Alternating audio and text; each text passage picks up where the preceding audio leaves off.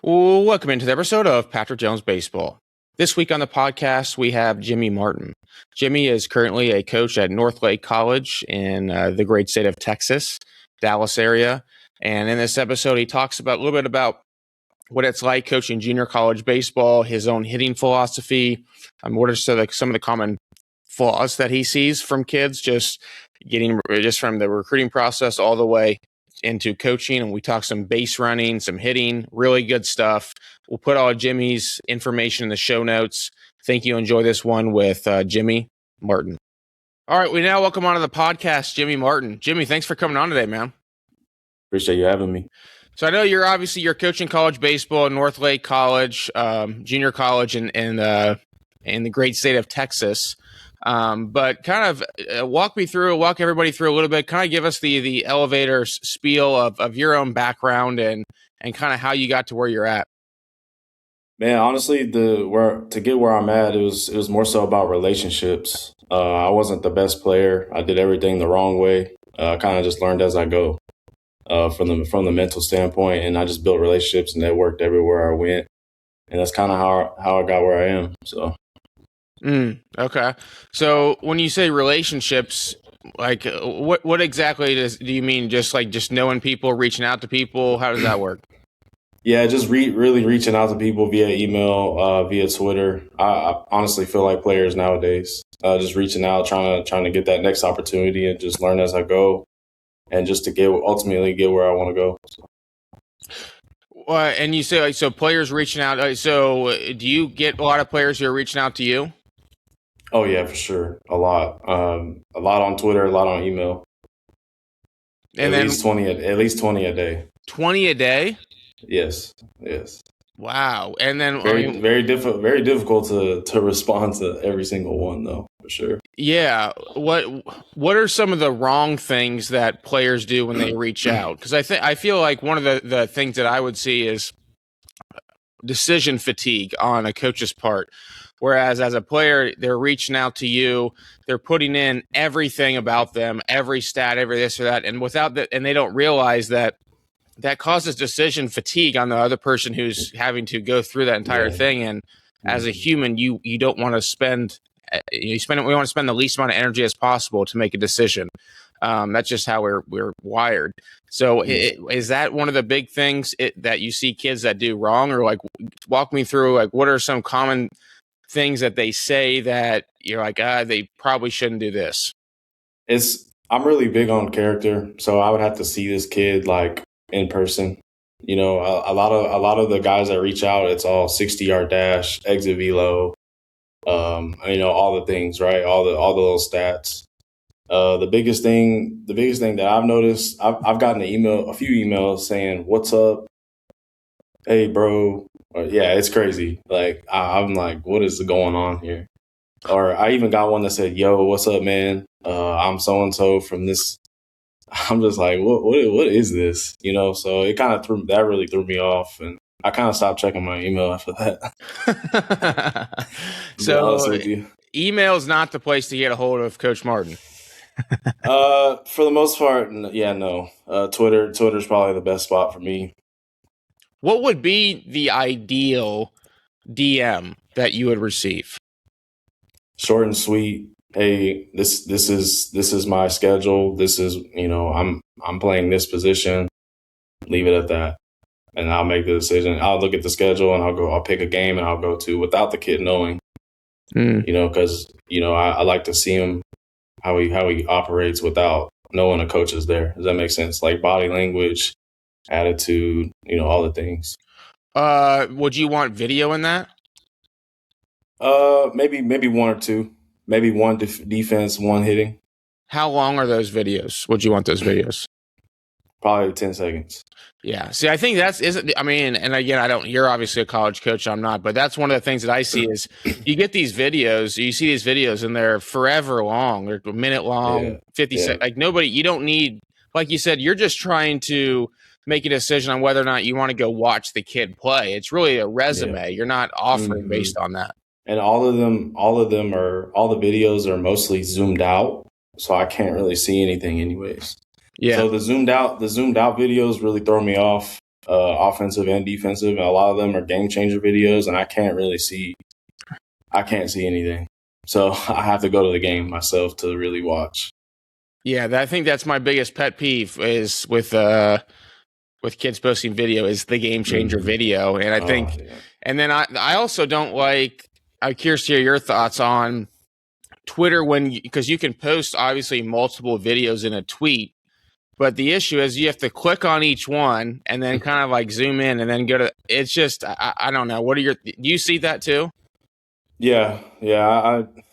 I avoid the multiple videos. I try and find one video. Luckily, 5 Tool is pretty active up here in DFW area. So they have a lot of zoomed in swings or defensive plays. So it's easy to go to. But like I said, I like going to the game, but physically without the kid knowing, like I said, because if they know I'm there, they're going to be someone totally different than who they are when no one's there. Now, are you talking about their high school season or more their travel season? I try to avoid travel. More so high school. Yeah, travel is I might go to travel. I don't know. It just depends. It depends on where it's at or who it is. So, why do you try to avoid travel? I think up here it's kind of, I'm gonna be honest, it's kind of watered down a little bit. I think it's kind of watered down. I think they just kind of, how do I say this? Like half-ass everything in travel. It's like kind of like a playground. Really? For the most part. Yeah, for the most part. In some spots. If I go to like Tomball in Houston or maybe in Jupiter or like a bigger environment where it's a lot of competition, it's probably different. But if it's just a random high school in the area, it's probably not a lot of good baseball going on. If that makes sense. Yeah. So you'll go all the way to Jupiter, even as a JUCO? Yeah, I would. Yeah, for sure. Okay. How does that work? I think this would be kind of a interesting topic. So from a budgeting standpoint, obviously you don't have to budget maybe like a Power 4 to fly places here or there.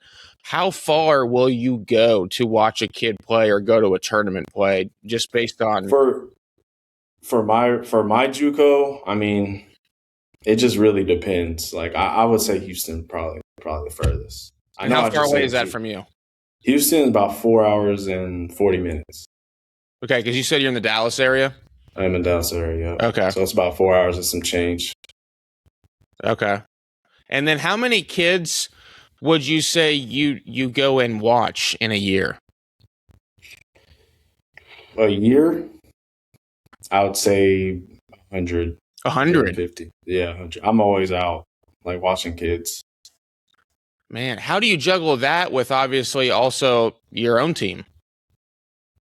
Well, it's I'm always out active looking. I told my head coach he's always busy with the behind the scenes stuff. So I'm the grinder. I go out and help our team, and I'm really good with managing my schedule. So I just had a baby too, so maybe the games might get shorter this year. Well, congrats on having the baby. That's awesome. Do you miss games throughout the year to go and watch kids play? No, because I know that's a thing. Or at least I know I have a couple other buddies who are at other schools, and I had one buddy who he said he's been to like 2 or 3 games in the month of March because he was out every game watching other kids play. So I thought that was kind of luckily it's our schedule, the high school schedule, and our schedule is kind of the opposite. So most of the high school games up here are on practice days for us. Oh, okay. Yeah. Okay. I was in the private school area for about 4 or 5 years. High school ball? Yeah. What main takeaways from that experience? So I was in the private school. That's kind of where it started in 2022. I was at Fort Worth Christian. Private school is a whole different ball game versus college baseball. Going by, there's parents involved and all the extra stuff. And then in college, it's just you and the guys. There's really nothing else. Does that make sense? But the private schools it's a little more like they care more about education versus, baseball and developing and stuff like that. So it's kind of like I'm just playing just to play, but after high school, I'm just gonna go to school. You know what I mean? Mm-hmm. So that's kind of what I've taken from the private school thing. I've coached a few guys that have gone to the next level, like the college level, and played. There's one in the White Sox organization right now that I coached last year. But I mean, it's very, very few guys from that private school. If they're not good enough, they just go to school anyways. Why did you decide to stop doing that and get into junior college baseball? It's just a step by step thing. Like I want to climb that ladder and get to the top of the top. Where you've been obviously with the Orioles, and then I'm trying to be a hitting coach in that spot. Oh, so you want to be a hitting coach in professional baseball? Yeah, for sure. Okay, I gotcha. Well, let's talk a little hitting. I mean, what are your thoughts on your current team, your current hitters? Like, how do you go about structuring development? Like, kind of walk me through like your own philosophy. So from top to bottom, it's more, I try to speak different languages to them, 1 through 9, because they all respond differently to certain things. Does that make sense? Mm-hmm. And, again, having the relationship with them, if you don't have the personal relationship with them, a relationship on some level, I mean, it's kind of difficult to coach anyone, I feel like, at this level. But we try to go gap to gap, go the other way, really working on being consistent, making adjustments during our at-bat versus, getting emotional on the bench and, not making adjustments and kind of making it worse. Be more, consistent is a big word, and observant, really being observant. I like that. Yeah, observant is a big thing. I've heard that from several people before, and I love that. Yeah, because when you're observant, you're not emotional, right? You're just trying to figure it. It's like putting a piece of the puzzle together versus being so emotional. Now, how do you get guys to buy in to being observant? And then let's just say they are buying in, but it's like, man, they're still emotional. Like, have you run into that? And any tips for guys who are trying to get to that state, but it's still a struggle? Yeah, I've run into a few issues. It's just more so about not caring too much about their outcome of every single at bat. You know what I mean? Yeah. Just, worrying less about themselves and more about maybe their teammates, or just going out there and playing, honestly, having fun. So, where do you get where have you learned most of your your hitting philosophy, I would say, or go ahead. Just the coaches that I've coached under. I've really just learned from them. I'm learning as I go. I never want to stop. I've coached with Vernon Wells. He's at the private school level. He's taught me a few things. I've learned from him. The head coach as well from that school, and the head coach before that at Forward Christian. So I'm really just learning as I go and as I network, through this baseball journey. Biggest mistakes you've made as a hitting coach? Throwing too many fancy words out there instead of just keeping it simple. If I can give you an example of a fancy word, like I can give you a simple one, maybe rocking chair. Pretty simple, like kind of rocking in your load and go. Okay. Getting softer with your front foot, kind of like stepping on a dollar, try not to slide, stuff like that. Really simple things like that, instead of something crazy words like launch, I guess. Launch? Crazy word. Launch. Yeah, launch, like yeah, what's the fanciest thing or craziest thing you've said to it here looking back? When I didn't know what I was really talking about, just I don't know, like I can't really remember anything crazy. I've kind of got it all out of my got system. Out of your system? Yeah, I'll be honest with you. I'm kind of like that too, actually, where I've made so many different mistakes over the years in everything, right? Not even just hitting. And I don't know if it's because I have a small brain or what, but I have this ability to just completely forget that I've made that. I learned from those mistakes and I don't do them again, but I forget that I actually made the mistake in the first place. And Yeah. I guess it's kind of it's a great thing, right? But maybe that's just because I have a small brain. I don't know, but I resonate with what you're saying. Yeah, it's I don't. It's just weird, man. I'm literally trying to remember what I said like 4 years ago, but I can't remember. Are you someone who is actively on Twitter? I know you said you're obviously doing recruiting stuff, evaluating players and stuff like that. Do you follow certain people when it comes to hitting stuff too? Yeah, I follow. I mean, obviously you. I've been following you for a long time since you were with Baltimore, and then there's another guy named Stouffer, I think his name is, on Instagram. Oh, Jordan. Yeah, Jordan. Yeah, great dude. I follow Jordan. Yeah, great dude. That's really it, honestly. Yeah, Ian. I think Ian Mason as well. So, like, you obviously see stuff online that maybe you agree with, you don't agree with. Let's just say maybe you don't agree with. Like, what are some of the things that you see online that you're like, man, I get why they're saying that, but it would not translate to a team environment like in a college setting. Well, I think I see a lot of crazy stuff on Twitter. I mean, that's for sure. It's like a daily thing. It's like a daily thing. I think more so like trying to put the ball in the air, like the crazy stuff here. It just doesn't translate to. I mean, unless you're like 6'7", 6'6", like 250. You know, you can hit anything. You can get away with that. Right. But I think our shorter guys, they're trying to get shorter guys to lift the ball when they're more so should be, you know, gap to gap contact guys up the middle, get on base, live on base, and try and steal, you know, get around the bases and stuff like that. But like I said, the craziest thing is probably just the crazy stuff like that.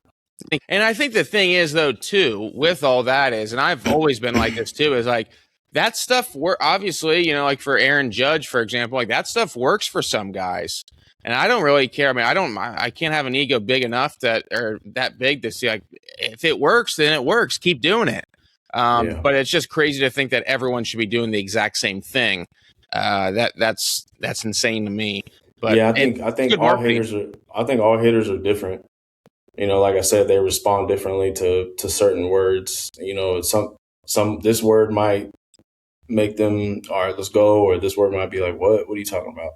You know what I mean? So I think everybody's different from that standpoint, and you got to coach them differently. And not 1 through 9 can't have the same swing. Like, again, everybody's just different. You know, how do you go about learning how they are and how they operate and how they're different? I think that starts from just developing that relationship early on, day one. You know, really talking to them about other things but baseball, maybe on a personal level, just to kind of see what they talk about, what they've been through, what their background is, you know, and then once you get to know them at least a little bit, then you can start coaching them. And I think it goes together really well. Yeah. And then whatever I say to them, or, you know, the adjustments that we make as a team, you know, they respond. You know, and that's the biggest thing is responding, having a good response, a positive response, not really an emotional one, regardless of outcome.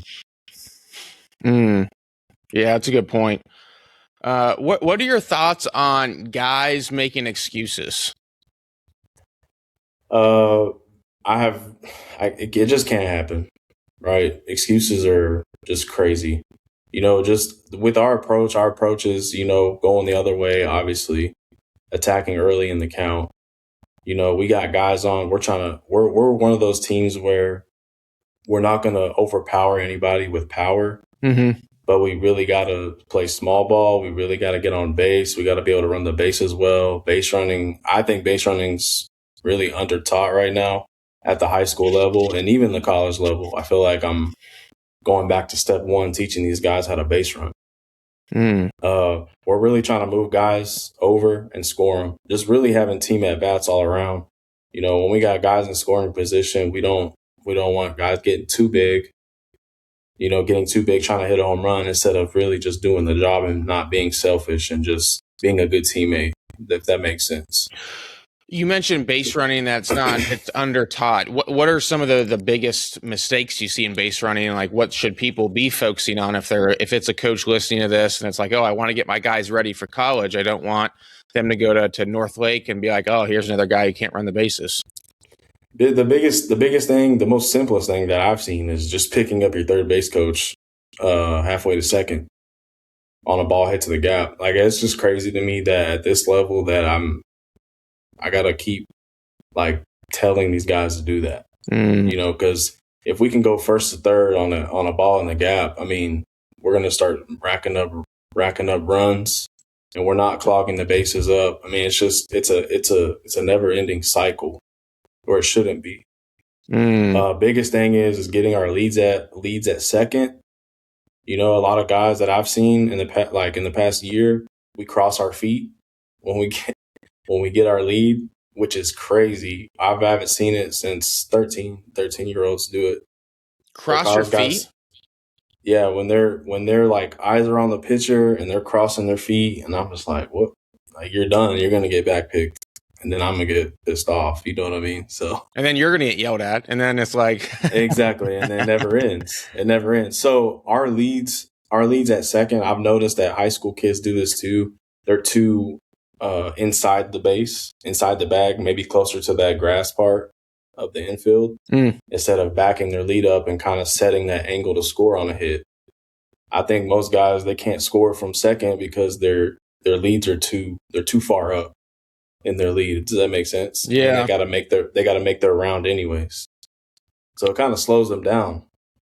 So how much of practice time do you guys spend working on that?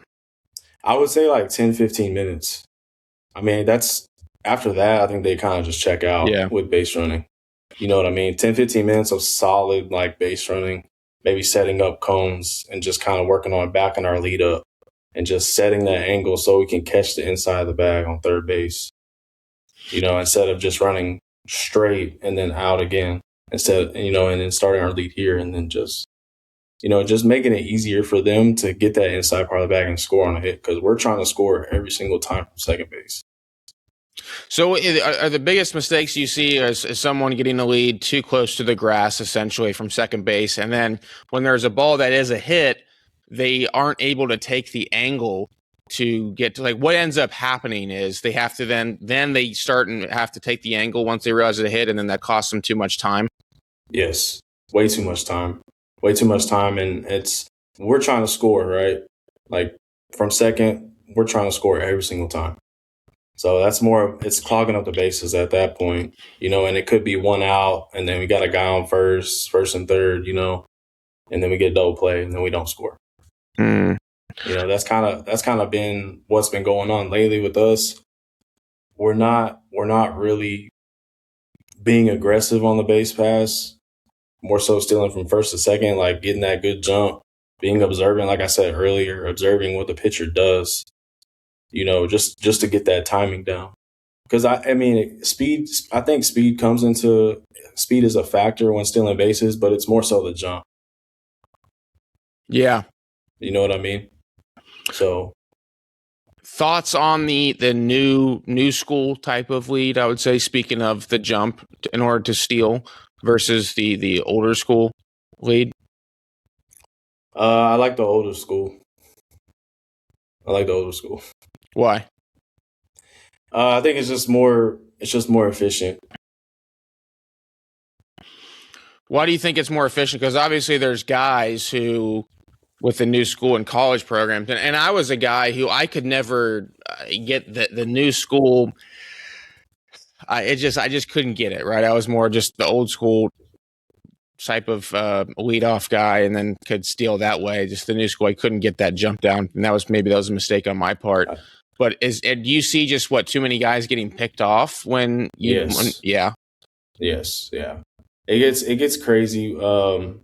Like I try to explain to my guys that when we steal it, we're stealing early in the count, between pitch 1 and pitch 3, because as the count, I feel like, in my opinion, as the counts get later with this batter, they're going to start expecting it, and it's just easier to pick. It's just easier to pick guys off. It's just easier to throw those guys out. You're just ready for it. You know what I mean? So I feel like catching the pitcher off guard or catching the catcher off guard, stealing between pitch 1 and pitch 3 can be effective, throughout the game. And it puts the pressure on them, on the other team as well. Do you instruct the hitters to always take when they see a guy stealing? No, I want them to swing just to kind of mess up the eyes a little bit of the catcher. As a hitting guy, I appreciate that because that was a big pet peeve of mine. I hated that. I feel like that kind of leaves your runner out to dry. And it makes it easier on the catcher to throw that guy out.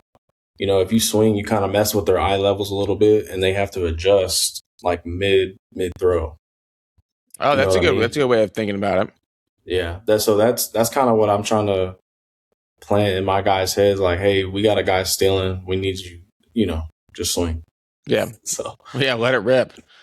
Yeah, no, I love that. All right, well, so let's talk a little bit about kind of like I think it'd be interesting for people to know like the competition level. Like what like typically what are you guys seeing from a velocity standpoint? Velocity standpoint in our conference is probably the best we've seen in our conference is probably low 90s. Topping out or sitting? Yeah, 80, 89, 91 probably. That's the best. Yeah. We're Division III, so we kind of get overlooked a little bit, but it's still baseball, right? And our conference is pretty competitive. Well, we compete with each other. It's kind of, it's crazy. We got one of the guys that throws 89, 91. He did top out 92, but we're not like one of the big dogs like Weatherford or, and we did play them. Division III JUCO, for people who don't know, what's the difference between Division III JUCO and Weatherford, which is a Division I JUCO? Because I think a lot of people think that it's just, JUCO's all just everything's the same. It comes from a preparation standpoint, right? So I think Division III guys, they're not really structured in a way to perform at the Weatherford level. Those guys at Weatherford, they grind every single day in the high school, and they eat right, and they take care of their bodies, and they lift and they lift and they lift and they play, and they're not so outcome oriented. They just go play, and those guys, they're more prepared to play at that level versus Division III. I think these guys, they're more mental, more emotional. It's kind of like I tell them, I use this word desperate. You get to Division III JUCO, you got to be desperate to get out. You got to find ways, like what can you do to get to that Division I level, and be solid mentally, and physically, and just really taking care of your body, instead of just caring about results of yourself or your at bat, and caring more about your teammates too. It's just those little things I think that separates those Weatherford guys versus us. I think we're more emotional and more selfish. I know it's probably a bad word, but more selfish and more worried about our own results instead of everyone else's. You know what I mean? So you don't feel that it's a skill level. The biggest difference isn't skill level. It's more on the mental side. Yeah, I think skill levels is obviously a big separator too. We played them this year, and it was just crazy. Like the separation. They're all the same age, and it's just like these guys, like they got a plan, they got a routine, like they do everything the right way, and that's why they're at that level. So how do we get North Lake College at that level? Well, really change the culture. I'm guessing, find those diamonds in the rough and just kind of build from there. Yeah. So much of it comes down to solely recruiting, right? A lot of it is getting those right guys in there to buy in. And then what's the difference from the financial side of things, like D3 JUCO versus D1 JUCO? Is there any differences there? Oh, yes. That's a big difference. I don't really know too much about the financial side. I don't really do too much with the behind the scenes stuff. We don't offer scholarships or anything like that. All we really have to offer is a spot to play. The only thing is that it's pretty cheap to go to school here at North Lake. So I mean, like I said, there's really not a whole lot to offer on that financial side. We don't have housing either. A lot of the guys kind of room up with each other, get jobs, and split it 3 ways or whatever they got to do. Oh, so they get jobs during the season? Yeah. Really? Yeah. Man, that's that JUCO grind. Yeah, I know, man. And like I said, that's what I mean by, being desperate. I mean, if you really want to play at the highest of highest levels, you got to be super desperate to get out of that Division III spot. And you just got to prove to them why you deserve to play at that level. Because those guys, I feel like from what I've noticed, we've played, I think, 5 of the top 10 D1 JUCOs this year. Grayson, Weatherford, Hill, Temple. There's another one in there. But those guys, they're so confident, right? And you can just tell they make an error in the field and their head never goes down. It stays up, chest is up, and they're ready for the next play. I mean, that's just the separator. It's just all body language, attitude, just the ultimate swagger, like, honestly. Versus guys who, they don't do well and they, just put their head down. And I mean, it's crazy, Have you guys sent guys on to 4-year schools? Yes. Like schools like Sul Ross. We got a couple of guys committed to Ottawa and Kansas. We got 2 sophomores committed to Ottawa right now. We just got our sophomore committed to Hardin Simmons in West Texas. So we're getting guys to that 4-year school. But yeah, I think we got a few sophomores uncommitted right now. And then you also, Jimmy, we talked a little bit before we started recording. You also coach for the Texas Rangers, the RBI program. How do you fit that into everything else you're doing?